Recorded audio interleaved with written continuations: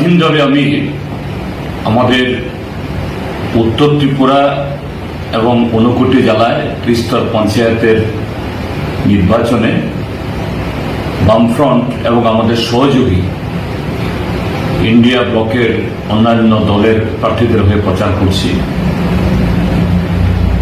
উত্তর ত্রিপুরা এবং ঊনকোটি এটা এই নির্বাচনে ত্রিপুরার যে বিজেপি অপশাসনের বিরুদ্ধে জনগণের যে প্রতিবাদ প্রতিরোধ,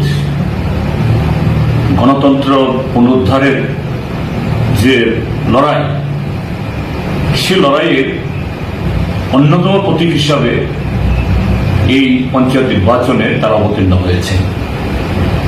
এই দুটি জেলাতেও অন্যান্য জেলাতে যেরকম ভাবে জবরদস্তি করে, সন্ত্রাস এবং বল প্রয়োগ করে বিরোধী দলের প্রার্থীদেরকে মনোনয়নপত্র জমা দিতে দেননি বা তাদেরকে প্রার্থীপদ প্রত্যাহার করার জন্য বাধ্য করানো হয়েছে, এখানেও চেষ্টা হয়েছিল জবরদস্ত, কিন্তু এটা হয়নি। এই 4 দিন ধরে এখানে ঘুরে আমার যে অভিজ্ঞতা হয়েছে, Kadamtala block, Kalachhara block, Jubarajnagar block, তারপর এখানে কুমারঘাট ব্লক, আজকে বিকালে এই চণ্ডীপুর এবং গৌরনগর ব্লকেও যাব। তো অভূতপূর্ব সারা যে ত্রিপুরা রাজ্যের জনগণ ভারতীয় জনতা পার্টি সরকারের বিরুদ্ধে যে কি ধরনের তাদের ক্ষোভ, একদিক থেকে প্রতিশ্রুতি খিলাফ, তার চেয়ে বড় কথা হলো গত 5টা বছর পঞ্চায়েতকে তারা লুটের আখড়া বানিয়েছে। ত্রিপুরা রাজ্যের প্রায় 6000 গ্রাম পঞ্চায়েত, 35টি পঞ্চায়েত সমিতি, 8টি জেলা পরিষদ, এই সবকটা হয়ে পরিণত হয়েছিল বিজেপির লুটের আখড়া।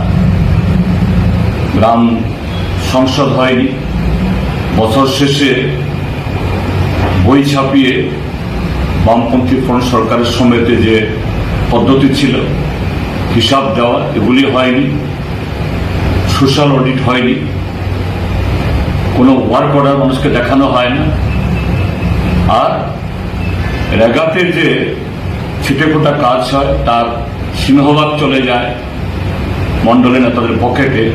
তার বিরুদ্ধে এই নির্বাচনে জনগণের প্রতিবাদকে প্রতিফলিত করার জন্য এই দুটি জেলার মানুষ মুখিয়ে আছে। আমি বলবো এই দুটি জেলাতে যে ফলাফল, তার যে আভাস দেখছি, এটা শুধু লুটেরাদের হাত থেকে, অর্থাৎ ত্রিস্তর পঞ্চায়েতকে দুর্নীতি মুক্ত করার আকুতি না, এটা আগামী দিন গণতন্ত্র পুনরুদ্ধারের লড়াই বা সংগ্রামে এক নতুন মাইলস্টোন রচনা করবে এই নির্বাচন।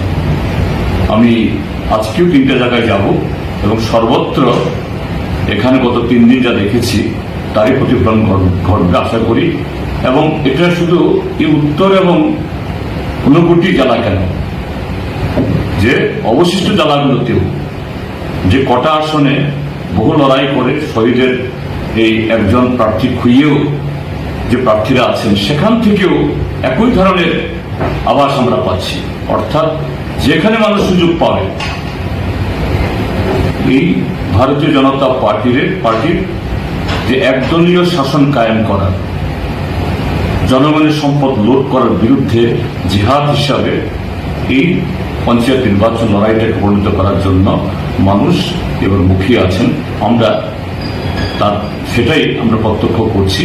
এবং 8 তারিখে যদি সেরকম কমিশন যদি মানুষের এই ভোট প্রদানে যদি যে বাধা তৈরি করছে, এ থেকে যদি একটা মুক্ত রাখতে পারে, অর্থাৎ একটা অবাধে ভোট দেওয়ার সুযোগ মানুষ পায়, তাহলে একটা ব্যতিক্রমী ফল এই নির্বাচনে হতে যাচ্ছে, এটা অবশ্য।